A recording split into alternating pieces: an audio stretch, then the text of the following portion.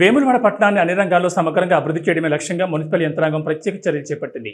పట్టణ సుందరీకరణలో భాగంగా రహదారుల మరమ్మతు పనులకు శ్రీకారం చుట్టింది.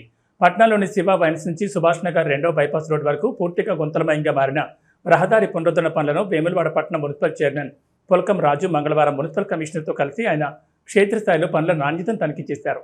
ఈ సందర్భంగా చైర్మన్ మాట్లాడుతూ వాహనదారులు, పాదచారులు తీవ్ర ఇబ్బందులు పడుతున్న నేపథ్యంలో తక్షణమే గుంతలను పూడ్చివేసి ప్రజలకు సౌకర్యవంతమైన తాత్కాలిక రహదారిని అందుబాటులోకి తీసుకురావాలని సంబంధిత కాంట్రాక్టర్ను ఆయన ఆదేశించారు.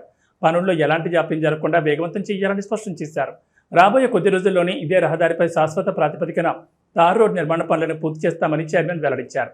స్థానిక ప్రజల రవాణా అవసరాలతో పాటు రాజన్న దర్శనార్థం వచ్చే భక్తులు, వీఐపీ దర్శనాలకు వచ్చే ప్రముఖులు అత్యధికంగా ఈ మార్గం గుండానే ప్రయాణిస్తారని, అందుకే ఎమ్మెల్యే ఆది శ్రీనివాస్ ప్రత్యేక చొరవతో ఈ నిధులను మంజూరు చేయించారని తెలిపారు.